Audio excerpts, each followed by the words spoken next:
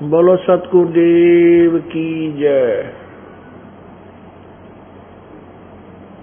बंदी छोड़ कबीर परमेश्वर जी की जय।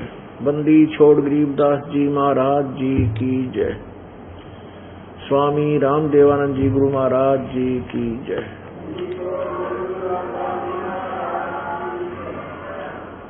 सर्व संतों की जय, सर्व भक्तों की जय, धर्मी पुरुषों की जय, श्री काशी धाम की जय, श्री छुडानी धाम की जय, श्री करोथा धाम की जय, श्री बरवाला धाम की जय। सत साही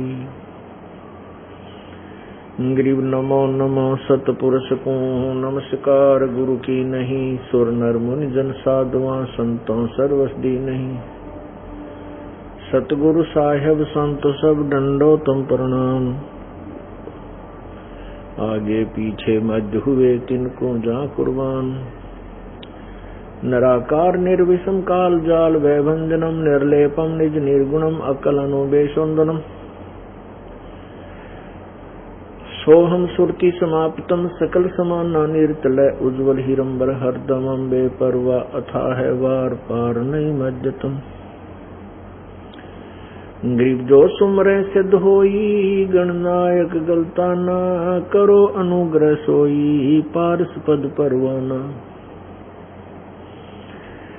आदि गणेश मनाऊं गणनायक देवन देवा चरण कमल लो लाऊं आदंत करूं सेवा।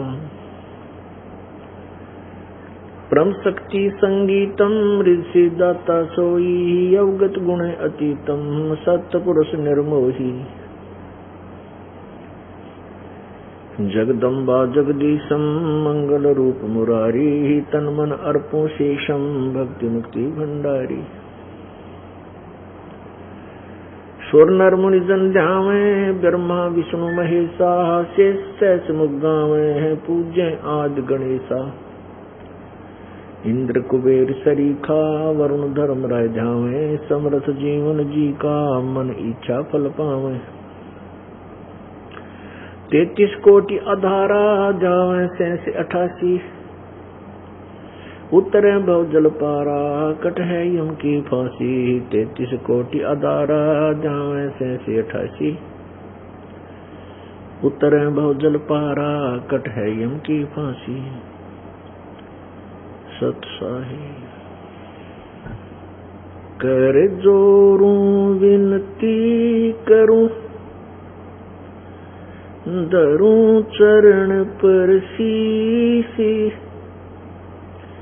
गुरु जी राम देवानंद जी महाराज ने दियो नाम बख्शीश। कोटि कोटि सिजदा करूं कोटि कोटि प्रणाम। चरण कमल में राखियो मैं बंदी जाम गुलाम।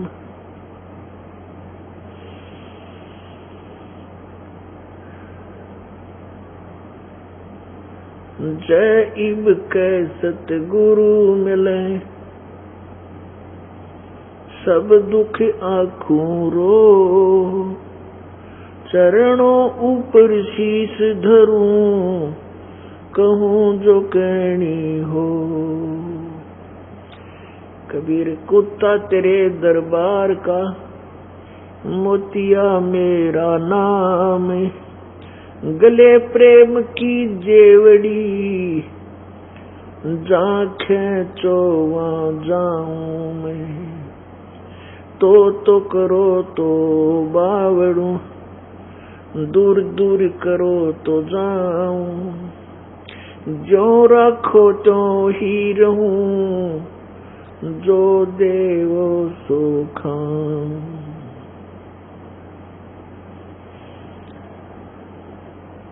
कबीर साईं मिलेंगे पूछेंगे कुशलात।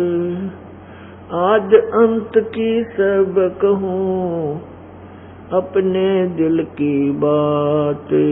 गुरु जी तुम ना भूलियो चाहे लाख लोग मिल जाए, हमसे तुमको बहुत है, तुमसे हमको नहीं। तुमरे विसारे क्या बने, मैं किसकी शरण में जाऊं। शिव ब्रह्म मुनि नारदा, इनके हृदय न समाऊं। अवगुण किए तो बहुत किए, अवगुण किए तो बहुत किए, करत न मनिहारे। बावे बंदा बख्श दियो, भावे गर्दन उतार।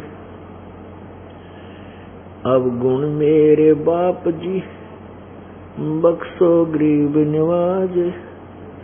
जो मैं पूत कपूत हूँ, बौर पिता को लाज। मैं अपराधी जन्म का, नक्शक बरे विकार। तुम दाता दुखी बंदना, मेरी करो संभार।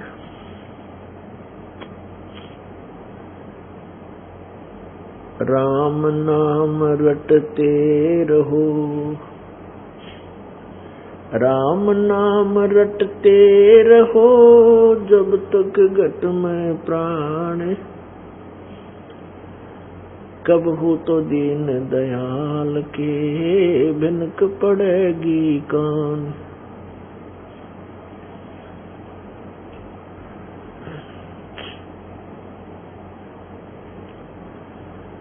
मानुष जन्म पाके, नहीं रटे हरि नाम। जैसे कुआ जल बिना, फिर बनवाया क्या काम।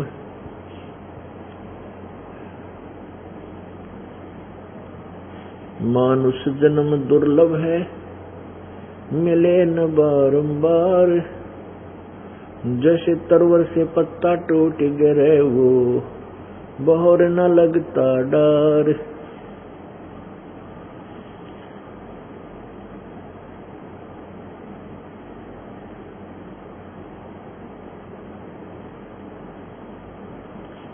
राम रटत कन्या भली, साकट बलान पूत। जैसे बकरी के गल में गल थना, जिसमें दूध ना मूत।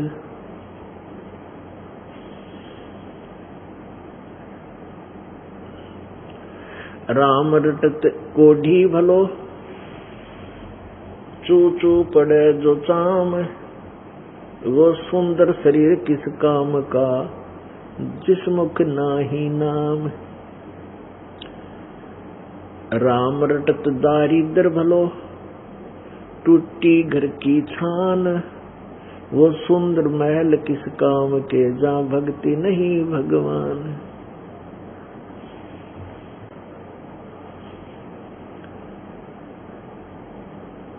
कबीरा दर्शन संत के,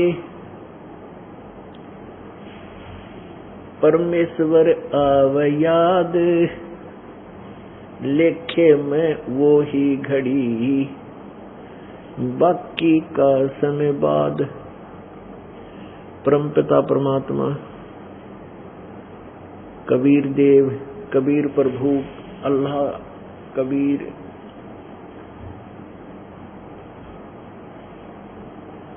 ये पूर्ण परमात्मा है, सारी सृष्टि के रचनहार हैं। और ये वही परमात्मा है जो आज से लगभग 600 वर्ष पूर्व पवित्र भारतवर्ष की पवित्र भूमि पर बनारस शहर के अंदर एक लहर तारा तालाब पर कमल के फूल पर शिशु रूप धारण करके प्रकट हुए थे। किसी मां से जन्म ले लिया था और उनको एक निसंतान दंपति, जुलाहा दंपति, जिनके नीरू और नीमा नाम थे, वो परमेश्वर बालक लीला रूपधारी परमेश्वर को अपने घर ले गए और उनको बच्चे की तरह उनका पालन किया।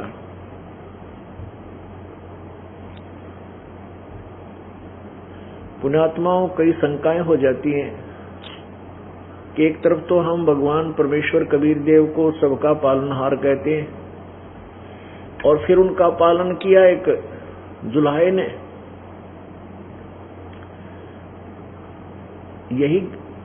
यही बात बिगड़ी हुई है कि हम परमात्मा की महिमा से अपरिचित हैं और परमेश्वर कबीर देव जी की लीला से हम पूर्ण रूप से अनभिज्ञ हैं।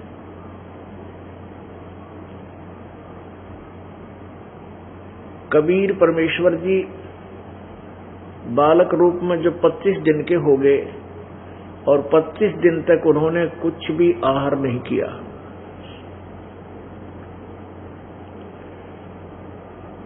माता पिता मुंह बोले माता पिता नीरू और नीमा जो जुलाहे थे वो बहुत चिंतित हुए और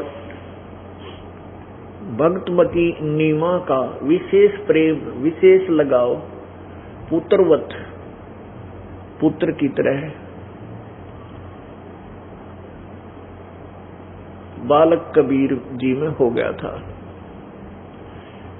और नीमा ये कह रही थी, मन मन में सोच रही थी कि 25 दिन हो गए मेरे बच्चे ने कुछ आहार किया नहीं,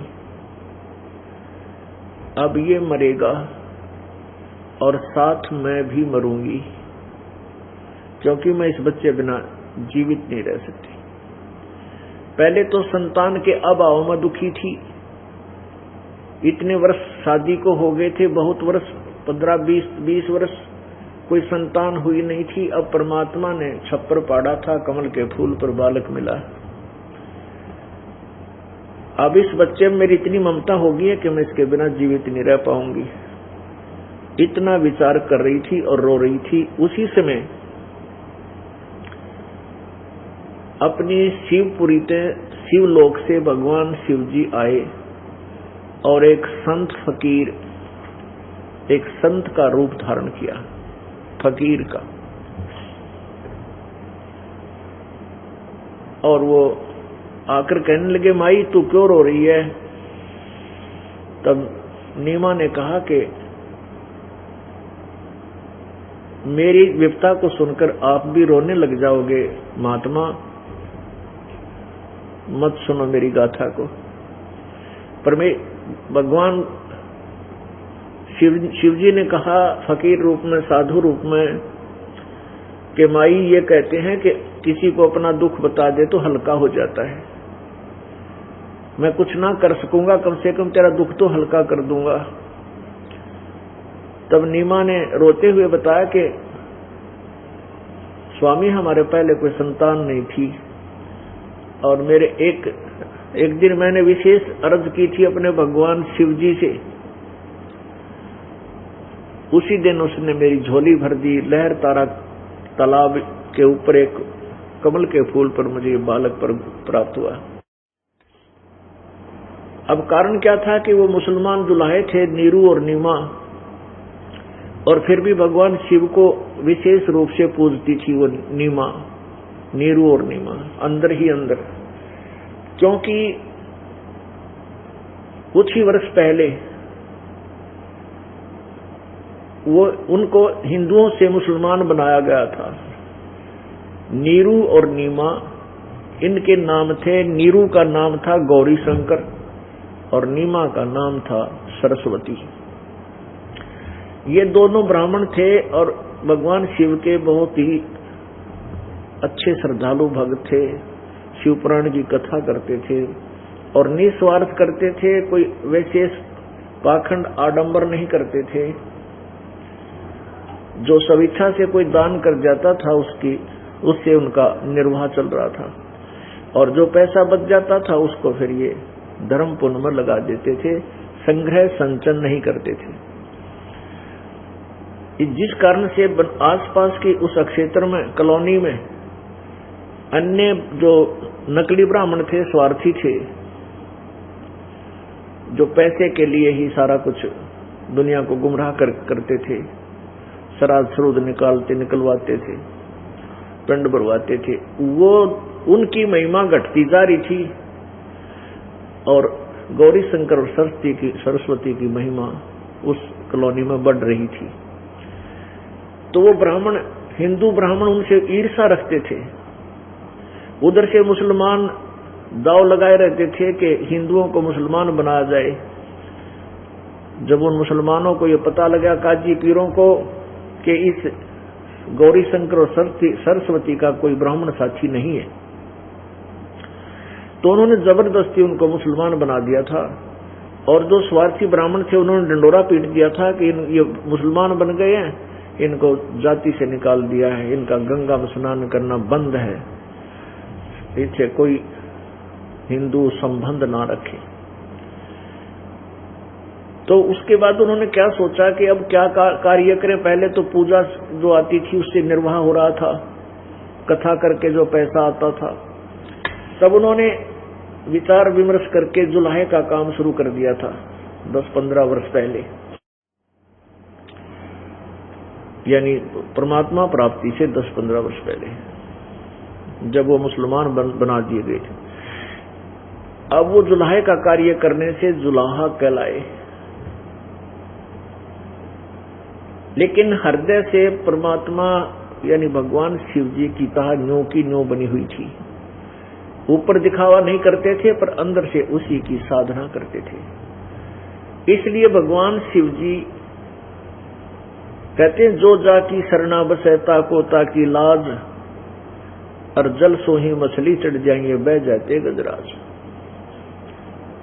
पुणात्माओं, जो व्यक्ति जिस भी देव की, जिस भी प्रभु की साधना करता है, उसके आश्रित है, वो उसको दिल खोल कर राहत देता है जितनी उसकी समर्थता है। जो जाकी शरणा बसे ताको ताकी लाज, और जल सोही मछली चढ़ जाए वो बह जाते गजराज। अब जैसे जल और मछली का जल से विशेष प्रेम होता है, पूर्ण रूप से आश्रित होती है, तो जल भी उस अपने आश्रित मछली को स्वतंत्रता दे देता है, पूरी छूट दे देता है। अब जैसे ऊपर से जल गिर रहा हो नीचे 20-30 फुट, और वहां से पानी गिरकर ऐसे इतना तेज फाल होता है कि गजराज बोलते हैं, हाथियों के राजा, बहुत तगड़े हाथी को भी बहा ले जावे, वो इतना तेज बहाव होता है ऊपर से गिर रहे पानी का। और मछली नीचे से ऐसे ऐसे करती करती ऊपर पहुंच जाती है, उस पानी के बहाव के विपरीत। तो जल ने उस मछली को इतनी स्वतंत्रता दे दी है, वो कहीं घूमो फिरो, इतनी राहत दे दी। इसलिए बताते हैं कि जो जाकी शरणा बसे ताको ताकी लाज, और जल सोही मछली चढ़ जा, और बह जाते गजराज। गज माने हाथी, गजराज माने हाथियों का राजा, यानी सबसे तगड़ा मजबूत बहुत भारी हाथी को भी वो पानी बहा ले जाता, लेकिन मछली ऊपर चढ़ जाती है। अब जिसने जैसे विचार कीजिए, किसी ने किसी तहसीलदार से मित्रता कर रखी है। अब तहसीलदार साहब उस अपने कार्य क्षेत्र में अपने मित्र को पूरी राहत दे देता है। उसका मित्र वहां जाता है, अपने ऑफिस में बैठाएगा, चाय पानी पिलावेगा, और वहीं बैठे सारे काम उसके जो होने के हैं, जो जायज हैं, जो कर सकता है, वहीं बैठकर कर देगा। और नहीं तो रजिस्ट्री कराने के लिए कभी अर्जी नसीब न ढूंढो, कितना को नंबरदार ढूंढ के लाओ, फलाना करो, या ना जाने कितना समय लग जाए, हो ना भी हो उस दिन। तो इतनी राहत उस मित्र को दे दी क्योंकि वो उसका खास था। किसका? तहसीलदार का। ऐसे ही कोई डीसी का मित्र है तो डीसी अपने सत्र की जो राहत है वो आपको चेयर पर बैठा कर दे देगा उसको। और वैसे डीसी के साहब के ऑफिस में हिम्मत भी कोई ना किसी के जान की, और किसी की मंत्री से मित्रता है तो मंत्री जी के पास सीधा बढ़ जाएगा जाते ही, और वहीं बैठ के अपने सत्र के काम वो तुरंत अपने मित्र के कर देगा। ऐसे ही मुख्यमंत्री, ऐसे ही प्रधानमंत्री। अब जो जाकी शरणा बसे और ताको ताकी लाज, जल सोही मछली चढ़ जाए ये वह जाते गजराज।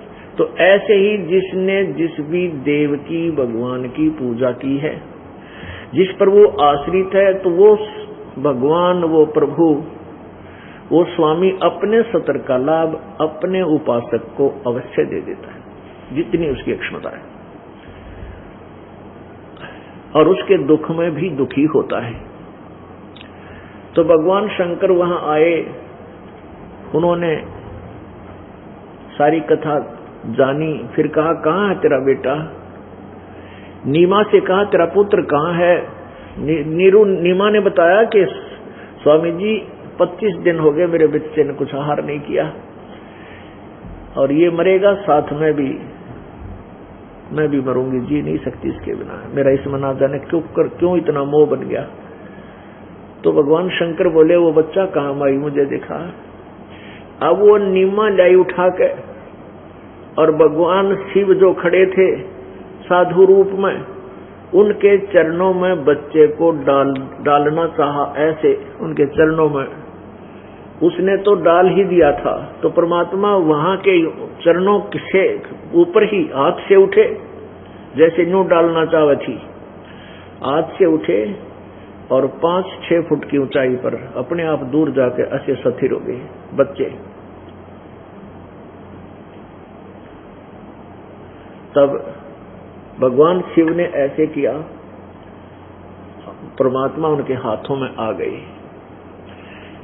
और फिर चर्चा हुई। 7 बार उबालक बोला, 7 प्रश्न उतरी, 7 बार प्रश्न उतरी हुई भगवान शिव, यानी इस तमगुण शिव, त्रिलोकीय शिव और परमेश्वर पूर्ण ब्रह्म की। तो परमेश्वर ने शिव जी से कहा कि भगवान शिव जी इसको कहो, माई से कहो कि एक कंवारी गाय लावे,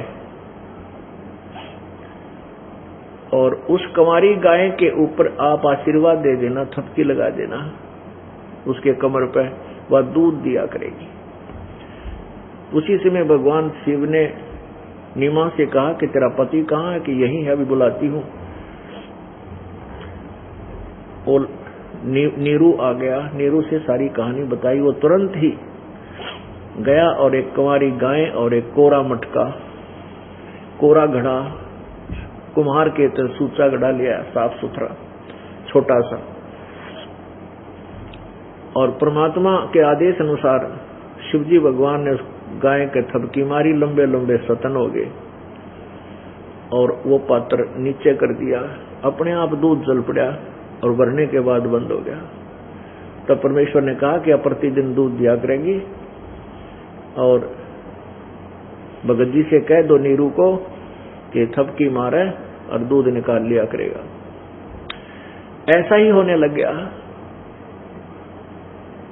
अब करे करावे साइया मन में लहर उठा, दादू सिरदर जीव के वो आप बगल हो जाए। परमात्मा महिमा का भूखा नहीं है, क्योंकि वो महिमा से परिपूर्ण है।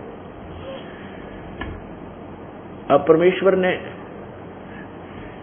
शिव जी को ये महिमा दे दी, और वो नीमा ये सोच रहे हैं नीरू और नीमा कि ये महात्मा बड़ा शक्तिशाली सिद्ध पुरुष है, जिसकी कृपा से मेरा बच्चा इतने ऊपर खड़ा रहा, और इसकी कृपा से गाय ने दूध दे दिया।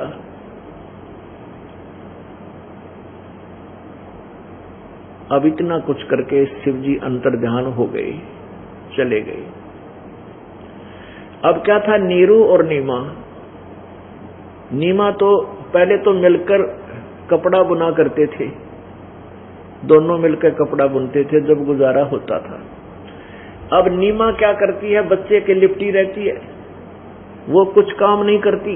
नीरू अकेला कपड़ा बुनता था। फिर वो गाय और आगी एक गऊ, फिर उसकी गाय का चारा लाना, उसको काटना, संभालना, यो काम और बढ़ गया।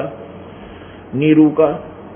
तो क्या हुआ कि उनका आहार निर्वाह चलना मुश्किल हो गया, बहुत ही मुश्किल हो गया। खाना भी एक आधी बार वो खा नहीं पाते थे, भूखे सो जाते थे माता पिता वो दोनों, नीरू और नीमा। तब परमेश्वर ने जब दोनों को रोते हुए देखा तो कहा कि माई रो मत, ऐसे आकाशवाणी रो मत। और ऐसे बच्चे ने लीला की, पैर उछाला, पैर के साथ जो कपड़ा नीचे बिछा रखा था वो कपड़ा उठ गया ऊपर ने। नीमा निकट आई कि कौन बोला ये, तो देखा निकट आके, क्या देखा कि उस कपड़े जो उल्टा हुआ था कपड़ा का कोना, उसके नीचे एक सोने की असरफी थी। अब परमेश्वर ने वो कहा कि माई ये प्रतिदिन एक असरफी मिलेगी तुम्हें, किसी को बताना नहीं है। जिस दिन तुम किसी को बता दोगे ये तुम्हें प्राप्त होना बंद हो जाएगी। और इसको अपना जितना तुम्हें आहार चाहिए आहार के लिए रखो, बाकी धर्म में लगाते रहना। अब नीमा ने अपने पति से बताया ये बालक क्या, ये तो कोई भगवान बच्चा आ गया हमारे घर में, कोई देवता ने जन्म, देवता ही अवतरित है कि ऐसे ऐसे हुआ। कहने का भाव ये है कि उनका गुजारा शुरू हो गया। और कुछ वर्षों के बाद उसने, नीमा ने अपनी एक पड़ोसन से जिक्र कर दिया कि ऐसे ऐसे हमारा ऐसा बेटा पैदा हुआ है और देख हमारे प्रतिदिन एक असरफी सोने की आती है। अगले दिन असरफी नहीं मिली। तब तक परमात्मा कबीर जी छोटी ही आयु में, 5 वर्ष की आयु में कपड़ा बुनने लगे थे, अपने पिता का सहयोग देने लगे थे। कहने का भाव ये है कि पुण्यात्माओं, ये जैसे ये दास पहले भी आपको बताता रहता था, यही कथाएं परमात्मा की महिमा में 600 वर्ष पहले लिखी हुई थी। और अब इन वेदों ने सेकंड कर दिया, समर्थन दे दिया कि सचमुच जब वो परमेश्वर शिशु रूप धार कर यहाँ आता है, उसकी परमेश्वर की परवरिश की लीला कुंवारी गायों से होती है। ये वेदों के अंदर जो प्रमाण है ये दास ने बहुत वर्षों बाद देखे और ज्यों के त्यों मिले। तो इससे परमेश्वर की पहचान होगी हमें कि सचमुच ये काशी में जो दानक रूप से आए थे परमात्मा, ये वो पूर्ण परमात्मा है, सारी सृष्टि के रचनहार। अब हम क्या कहेंगे कि नीमा ने कबीर परमेश्वर की परवरिश की या कबीर परमेश्वर ने नीरू और नीमा की? कुंवारी गाय ने दूध दिया, पूरा परिवार पिया करता था, सतलोक से दूध आया करता पवित्र पशु गाय के अंदर। और वो स्वर्ण असरफी सतलोक से आती थी प्रतिदिन, जिससे उनका निर्वाह चलता था। सारे ब्रह्मांडों का पालनहार वो कबीर परमेश्वर है। पवित्र गीता जी अध्याय नंबर 15 के श्लोक नंबर 16 और 17 में स्पष्ट किया कि 2 भगवान प्रसिद्ध हैं, एक तो क्षर पुरुष, एक अक्षर पुरुष। क्षर पुरुष ब्रह्म को कहते हैं, अक्षर पुरुष पर ब्रह्म को कहते हैं। और इन दोनों के लोकों में जितने प्राणियों के स्थूल शरीर हैं ये सबके नाशवान है, इनके भी नाशवान है, भगवानों के भी। जीवात्मा अमर है। उत्तम पुरुषत्व ने 15वें अध्याय के 17वें श्लोक में कहा कि वास्तव में श्रेष्ठ भगवान तो कोई और है जिसको परमात्मा कहा जाता है, और वही तीनों लोकों में प्रवेश करके सबका धारण पोषण करता है। गीता जी अध्याय नंबर 15 के श्लोक नंबर 1 से 4 में स्पष्ट किया है कि ऊपर को जड़, नीचे को तीनों गुण रूपी शाखा, रजगुण ब्रह्मा, सतगुण विष्णु, तमगुण शिव जी रूपी शाखा वाला उल्टा लटका हुआ संसार रूपी वृक्ष है। तो पुण्यात्माओं, वृक्ष को आहार जड़ से मिलता है, मूल से मिलता है, और मूल से आहार तना में जाता है। तना अक्षर पुरुष है, ये परब्रह्म है। फिर उसके बाद डार में जाता है, डार ये क्षर पुरुष यानी ब्रह्म है, ज्योति निरंजन 21 ब्रह्मांड का स्वामी। और डार से फिर शाखाओं में जाता है। और पात रूप संसार। अक्षर पुरुष एक पेड़ है, देखिएगा एक चित्र वृक्ष का, ये एक वृक्ष है, पेड़ है। 15वें अध्याय के श्रीमद् भगवत गीता अध्याय नंबर 15 श्लोक 1 से 4 तक का विवरण है और 16 और 17 का इस चित्र से क्लियर हो जाता है।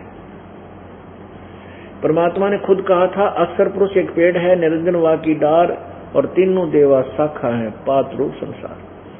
अब यहां जड़ से आहार चलता है, जड़ से तना में आता है। ये तना कौन है? तना ये अक्षर पुरुष अर्थात परब्रह्म है।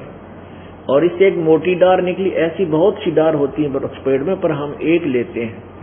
परमात्मा के अंतर्गत असंख्यों ब्रह्मांड आते हैं, तो इससे क्षर पुरुष यानी इसको ब्रह्म बोलते हैं। और फिर ये तीनों देवा शाखा हैं, रजगुण ब्रह्मा, सतगुण विष्णु और तमगुण शिव जी, और पात रूप संसार। तो यहां जड़ से आहार चला, अक्षर पुरुष में आया, अक्षर पुरुष से क्षर पुरुष में, क्षर पुरुष से ब्रह्मा विष्णु महेश में, और फिर आगे गया। तो तीनों लोकों में प्रवेश करके सबका धारण पोषण करने वाला परमेश्वर ये कौन है? वो परम अक्षर ब्रह्म है। वो परम अक्षर ब्रह्म बनारस में एक शूद्र वर्ग में, वर्ण में और धानक जाति में, जुलाहा जाति में रहने के कारण जुलाहे की उपमा से सुशोभित हुए।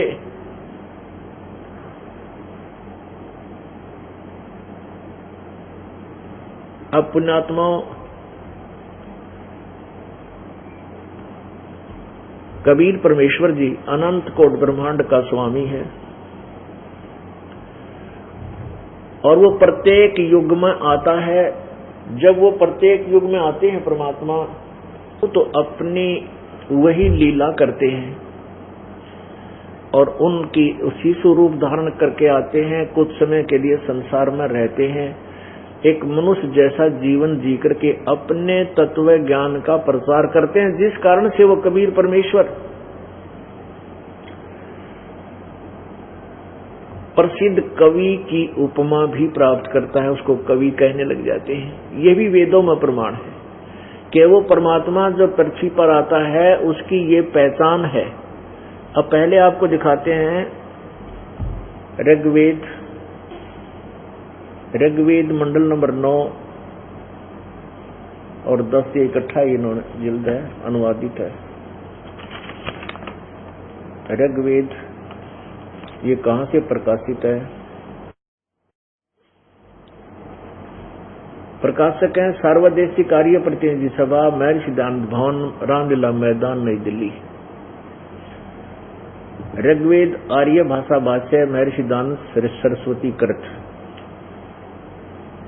मुद्रक Prince offset printers, 1510 Pataudi house, Daryaganj, नई दिल्ली। इसमें देखिएगा ऋग्वेद मंडल नंबर 9, सूक्त नंबर 1, मंत्र नंबर 9।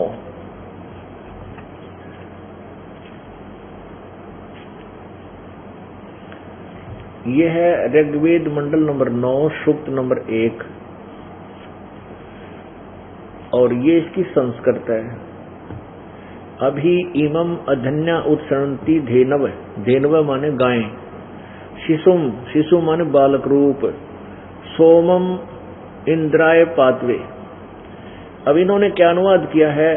उस सोम स्वभाव वाले श्रद्धालु पुरुष को शिशुम कुमार अवस्था में ही यानी बालक अवस्था में ही सब प्रकार से अधन्या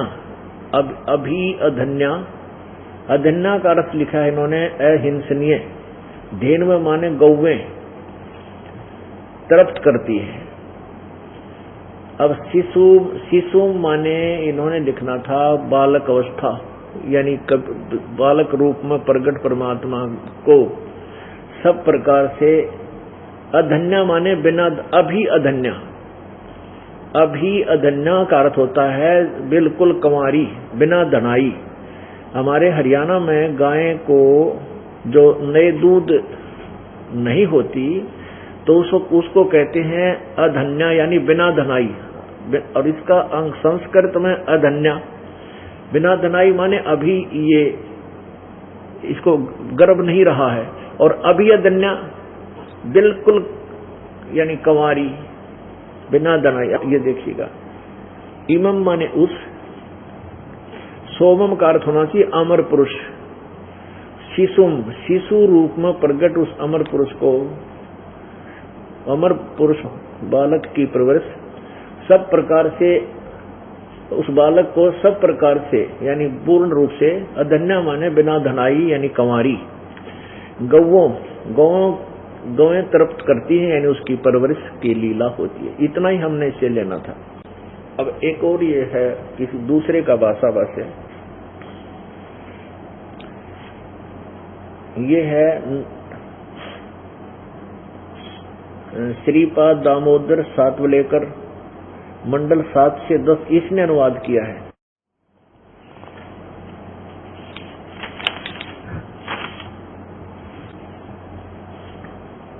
ऋग्वेद भाष्यम महर्षि दान सरस्वती, संपादक दयानंद अर्पण, प्रकाशक है विश्व मानव उत्थान परिषद, इतना केंद्र कैलाश पूर्वी कैलाश, सामुदायिक केंद्र पूर्वी कैलाश नई दिल्ली।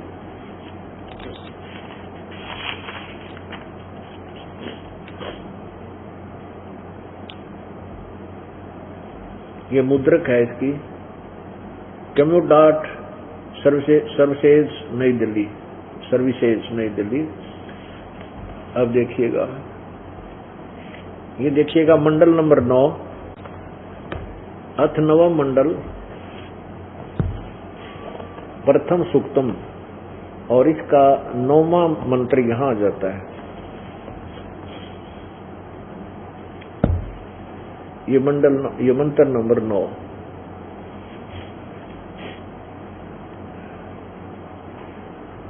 इमम शिशुम, इस पुत्र स्वरूप, देखो इस पुत्र स्वरूप सोम के साथ,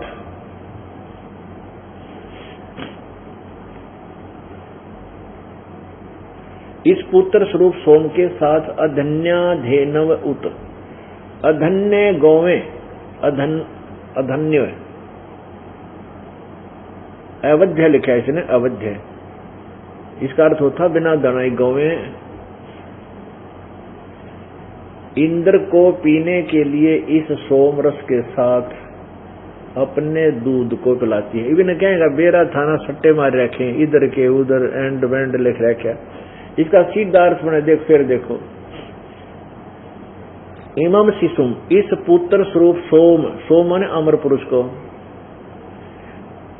के साथ अधन्याधेनु है उत, अवध्य लिख दें, गौवें इंद्र सोमम, यानी इंद्र को पीने के लिए इस सोमरस के साथ अभिसनंती अपने दूध को पिलाती हैं। बताओ कोई अर्थ बना। अब पुत्र स्वरूप कौन है, अब सिर पैर का कहेगा पता नहीं था, इन्हें अनुवाद करने बैठ गए। फिर भी कहने का भाव ये दास का कि मैं अगर सीधा इसका अनुवाद करूं तो आप जी को भी शायद विश्वास ना हो, क्योंकि अन्य जो नकली हैं जिनकी अज्ञान की खाल उतर रही है, वो नकली शेर पाक रहे थे, उनकी वह गधे की खाल में ना एक कुम्हार ने क्या किया, गधे के ऊपर शेर की खाल डाल दी। वह शेर की खाल पाई की तो उसने जंगल में, और वो क्या करे, गधे ने छोड़ दे खेतों में। अब रात्रि के समय चांद की रोशनी, चंद्रमा की रोशनी, और वो गधा आसपास के खेतों में चरण लग गया, और वहां रखवाले खेतों के थे, वो भाग जा डर कर, शेर आ गया, शेर से, और बखत से जाकर वो उस गधे ने पकड़ लिया हुआ। वहां पूरा जो है ना आसपास खोप हो गया, कि अभी रात्रि के समय शेर आता है और फसल खा जाता है और हम तो डर के मारे भाग जाते हैं। ये चर्चा चलते चलते एक पड़ोस के गांव में कुम्हार को पता लग गया। उसने सोचा भाई शेर खेती तो नहीं खाया करे, चलो शेर आ तो जावे, पर शेर खेती तो नहीं खाता। तो उसने सोचा कि अवश्य उस गांव के कुम्हार ने, पहले छोटे गांव में 20-30 घर होते थे, उसमें एक आधा ही कुम्हार होता था। वो गांव में आया, एक व्यक्ति से बोला भाई तुम्हारे शेर है, तुम्हारे शेर को मैं पहचान दूंगा, उस शेर को मैं देख लेता हूं, उसको वश कर लूंगा। गांव वाले बोले भाई तेरा भला होगा, तू कैसे वश करेगा? कि मैं कर दूंगा, तो मेरे साथ चलो। अगना भाई हम नहीं चले। वो कहने लगे तुम ऊपर चढ़ जियो, वृक्षों पर बैठ जाना। 5-10 वो रखवाले वृक्षों पर चढ़ गए और वो 3-4 गधे ले गया अपने, 2-3 गधे, और वो गधे वहां पर छोड़ दिए, वहीं वृक्षों के नीचे खुले। और वो जो जिसके ऊपर गधे के ऊपर खाल डाल रखी थी शेर की, वो खेतों में चला गया। रखवाले बोले देख वो रहा शेर, वो रहा, वो देख वो रहा। वो कुम्हार जो वो गया था परीक्षार्थ, वो कहने लगा डट जाओ थोड़ी देर, बोलो ना तुम। थोड़ी देर में क्या हुआ कि वो गधे जो कुम्हार के थे वो आपस में लगे अपनी आवाज लगाने, हु वो ऊंची लागे ना, उस तरह अपने आवाज अपनी बोली बोलने लगे। उधर से वो जो नकली शेर था वो भी भाईचारे की बोली में पहचान कर उनकी तरफ भाग लिया और उसी तरह बोलता हुआ वहां पहुंच गया। और वह खाल कितना गई, शेर की खाल उतर गई, अब पे पड़ गई वह जब उसकी बोली, और उधर से वो आ गया। कुमार बोला देख वो गधा था भाई, उसकी बोली से पहचान हुई शेर नहीं ये गधा है।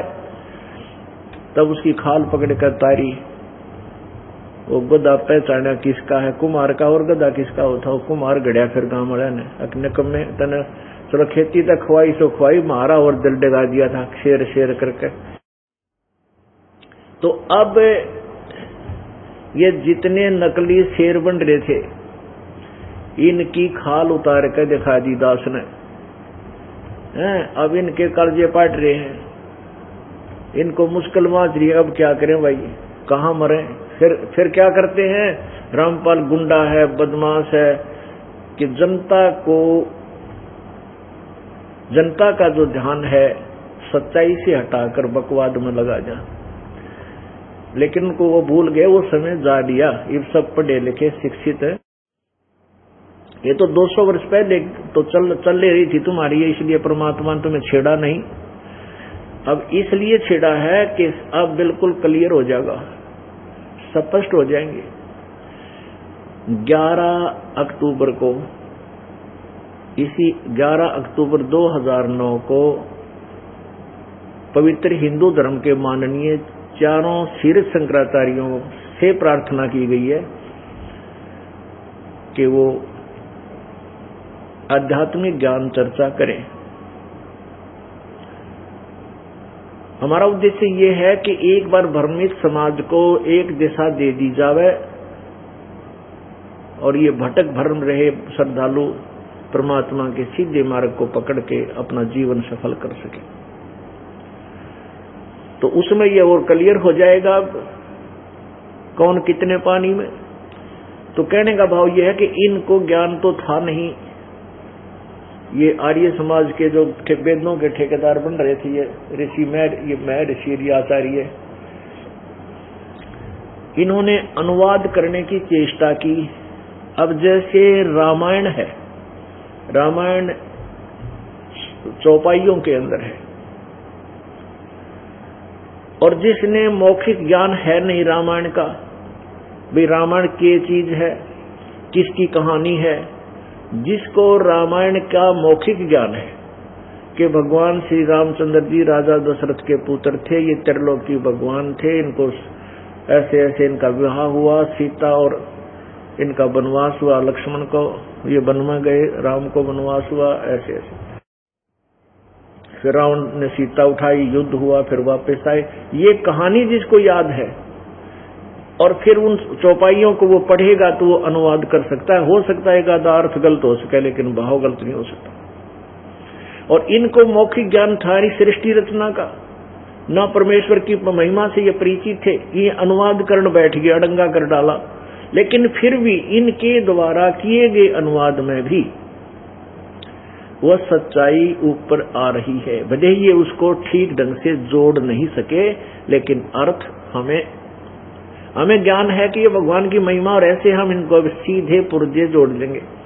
अब किसी ने अगला पहिया गाड़ी का पिछला पो रखा है, पिछला आगे रखा है, शरीर किधर ऊपर रख रखा है, तो अब हम जो इसको ज्ञान है वो ठीक ठिकाने लगा के उनको वह गाड़ी तैयार कर देगा। पुर्जे जो के तो जेन्युइन है, वेद हमारे एज इट इज हैं, ये जेन्युइन है। और हम अब इंजीनियर बन गए इस भक्ति मार्ग के, राम नाम की गाड़ी के। अब इस राम नाम की गाड़ी के इस ठीक ठिकाने पुर्जे लगा करके और ची कर दे चलेंगे इसमें बैठ करके, ठाठ से इसका लाभ उठाएंगे। जो इसका वास्तविक यूज है वो हमें होगा, हम अब इसका लाभ उठाएंगे यथार्थ भक्ति करके। तो एक ये प्रमाणित हो गया कि जब परमेश्वर आते हैं कबीर देव, वो प्रत्येक युग में एक ऐसी लीला करते हैं और उनका वो नाम पूरे युग में वही लीला उनकी प्रसिद्ध रहती है, उनका नाम वो विशेष प्रसिद्ध रहता है। वैसे तो वो अन्य समय में भी आते रहते हैं और कुछ समय के लिए रहकर घंटा 2 घंटा, दिन 2 दिन, फिर चले जाते हैं, सहस्री जाते हैं, सहस्री जाते हैं।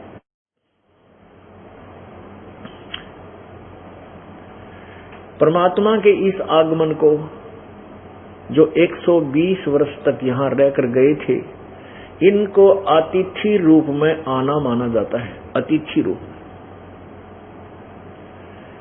परमात्मा साकार है, मनुष्य सदृश है।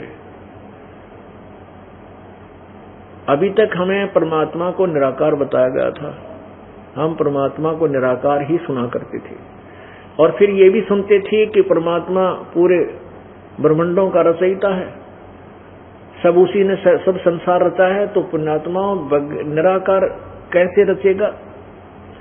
निराकार इंजीनियर, निराकार यानी जो साकार नहीं है, तो कोई एक पेचकस बना के दिखा दो हमें। और तो जहाज बनाना बहुत बड़ी बात है, एक पेचकस बनवा दो उस निराकार इंजीनियर पे। पुण्यात्मा परमात्मा साकार है। अब देखो कितना सुंदर शरीर प्रत्येक प्राणी का बनाया, और जिस अंग की जहां आवश्यकता थी वहीं लगाई। जहां 2 की आवश्यकता थी 2 लगाए, एक नाक बंद हो जाए दूसरे में, और सांस का जुगाड़ मुंह भी, नाक भी बंद हो जाता मुंह से। यानी कितना हर तरह सूझबूझ से उस मालिक ने यह पुतला बना के हमें दिया। तो क्या बगैर सोच समझ के, बगैर किसी वो साकार के ये बना सकता है? तो पुण्यात्मा अभी तक हमें ने ऐसे ही गेड़ में डाल रखा था इन्होंने, भ्रमित लोगों ने, भ्रमित इन कथित ऋषियों ने, महर्षियों ने। इनको स्वयं ज्ञान नहीं था, ये और के बताएंगे। तो इस प्रकार ये परमात्मा की महिमा से अपरिचित होने के कारण पूरा मानव समाज भ्रमित है। अब इस पुण्यात्माओं को, इस भ्रमित समाज को शास्त्र अनुकूल दिशा देने का हमारा प्रयत्न है और परमात्मा इसे सफल करेगा। हम उनसे बार बार प्रार्थना करते हैं, परमात्मा बहुत युग बीत गए, काल का दाव लगा हुआ है। और परमेश्वर ने स्वयं भी 600 वर्ष पहले जब वो आए थे जुलाहे रूप में, यहाँ एक तत्वदर्शी संत की भूमिका कर रहे थे, तब स्वयं भी बताया था कि कलयुग में एक समय जब ये बिचली पीढ़ी शिक्षित हो, बिचली पीढ़ी आएगी, उस समय समाज शिक्षित होगा और उस समय इस तत्व ज्ञान को सार्वजनिक किया जाएगा। पूरा विश्व परमेश्वर कबीर जी के ज्ञान का लोहा मानेगा, पूरा विश्व स्वीकार करेगा, पूरे विश्व में शांति होगी। और ये हाहाकार मच रही है, आपसी प्यार रहा नहीं, माया माया दिखाई देती है, धन धन दिखाई देता, ना भाई ना बहन दिखता, ना रिश्तेदारी दिखाई देती है, ना माता पिता की तरफ कोई श्रद्धा और आस्था या कोई भाव नहीं रहा। वो इसी तरीके से समाप्त होगा। ज्ञान होगा, ज्ञान के बाद फिर परमात्मा वो सुख देगा जो हम चोरी करके प्राप्त नहीं कर सकते। वो धन देगा, इतना आपको बरकत देगा, ना चोरी से कर सकते, ना हम मिलावट से कर सकते, ना रिश्वत से कर सकते, बल्कि वो पाप बढ़ते हैं और वो धन व्यर्थ जाता है किसी न किसी बीमारी में या किसी और कारण से, चोरी में, अग्नि में खराब हो जाएगा और पाप शेष रह जाते हैं। और परमात्मा देगा वो एक नंबर का धन होगा, आपके आने वाली आपदाओं को परमात्मा बचाएगा और ऐसे सुख देगा जैसे नीरू नीमा को असरफी दे दी सोने की, जिसने सारे ब्रह्मांड रच दिए। तो क्या आपका निर्वाह उसके लिए दूभर है? मां के पेट में किसने पाला था? मां के पेट में किसने पाला था? ना कोई इंजेक्शन लानिया डॉक्टर था। पेट में मां के गर्भ में जो भी बच्चा था, लड़का या लड़की, तो वहां किसने पालन किया? किसने इसको संभाला? किसने इसकी स्वास्थ्य का ध्यान रखा? परमात्मा ने। और बाहर आने के बाद भी वही हमारी परवरिश, जो हमारे संस्कार से सबको प्राप्त करवा रहा है। माध्यम भी वही बनाता है, मीडिया भी वही बनाता है, जिससे भी जो करवाना है वही करवाता है। उस परमात्मा के हुक्म बिना पत्ता भी नहीं हिल सकता। भक्ति मुक्ति के दाता सतगुरु, ये भटकत प्राण फिरंदा, उस साहिब के हुक्म बिना नहीं तरवर पात हिलंदा। उस परमात्मा के हुक्म बिना पत्ता का, तरवर का पत्ता भी नहीं हिल सकता। तो सब, अब जैसे इसी का समर्थन हमारी पवित्र गीता जी अध्याय नंबर 15 श्लोक 17 कर रहा है कि उत्तम पुरुषत्व ने, वो वास्तव में सही भगवान, श्रेष्ठ प्रभु तो कोई और है। कौन और है? जो ऊपर वर्णित 16 श्लोक में वर्णित क्षर पुरुष अक्षर पुरुष से और कोई भिन्न है। वो परम अक्षर ब्रह्म है, परम अक्षर पुरुष है। वो परम अक्षर पुरुष ये कबीर देव है, जो कबीर परमात्मा बनारस में आई थी और तीनों लोकों में प्रवेश करके सबका धारण पोषण वही करता है। जिसने जैसा भी कुछ किया है उन सब का प्रतिफल भी परमेश्वर कबीर देव ही देता है, चाहे ब्रह्मा का फल है, चाहे विष्णु का, चाहे शिव का। अपनात्मा जैसे भगवान विष्णु जी सतोगुण के अवतार श्री रामचंद्र जी ने बाली को मारा था, सुग्रीव के भाई को धोखे से, वो दंड भी विष्णु को भोगना पड़ा। यदि इनके पिता के हाथ में, ब्रह्म के हाथ में निर्णय होता तो ये अपने पुत्र को दंड कैसे देता। अब न्याय जो परमात्मा ने एक विधान बना दिया कि ये भी उस दंड से दंडित होंगे। तो भगवान श्री विष्णु यानी श्री राम जी का फिर श्री कृष्ण रूप में अवतार हुआ, अवतरण हुआ, जन्म हुआ और वही टिट फॉर टेट फिर बदला उसको देना पड़ा। जो बाली वाली आत्मा थी वो शिकारी बना और श्री कृष्ण विष्णु वाली आत्मा, श्री राम वाली आत्मा श्री कृष्ण बनी। और श्री कृष्ण जी के पैर के तलवे में तीर मार के उस बाली वाली आत्मा ने श्री कृष्ण जी का वध किया। वो भी बदला इन्होंने देना पड़ा, वो दंड भोगना पड़ा। तो परमात्मा कबीर जी ने विधान बनाकर और इस काल को दे दिया। अब ये इसका पालन करता है, जैसे कर्म कोई करेगा वैसा फल देगा, इतना ही इनका काम है। अब यहाँ कर्म काल ने इतने बुरे लगा दिए हमारे कि पृथ्वी ऊपर पग जो धारे, करोड़ जीव एक दिन में मारे।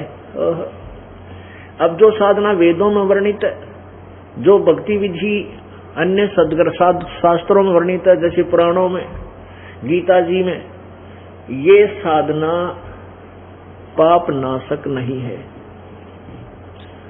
पाप नाशक नहीं है। हाँ, जैसे कर्म करोगे वैसा फल इनसे मिलेगा। पाप नाशक साधना कबीर परमेश्वर के सूक्ष्म वेद में है, वो 5वां वेद है। वो उस वेद का ज्ञान परमात्मा ने स्वयं ही आकर दिया है। वो कबीर वाणी जैसे आपने गीता जी अध्याय नंबर 4 के श्लोक नंबर 32 में देखा पढ़ा कि जो अध्याय नंबर 4 के 25 से लेकर 30 तक जो साधनाओं का वर्णन है, इस तरह के बहुत प्रकार के जो साधना यज्ञ भक्ति विधि उस ब्रह्मण मुखे परमात्मा परमेश्वर सच्चिदानंद घन परमेश्वर की वाणी में विस्तार से कहे गए हैं। और उससे उस साधना को करने से पूर्ण रूप से मोक्ष प्राप्त हो जाती है। और वो साधनाएं जो सवसम वेद में लिखा है वो कर्म करते करते पूर्ण होती हैं, कर्म करते करते ही वो साधना की जाती है, ऐसा वर्णन है। अब इसका आपको थोड़ा सा दिखाते हैं वर्णन।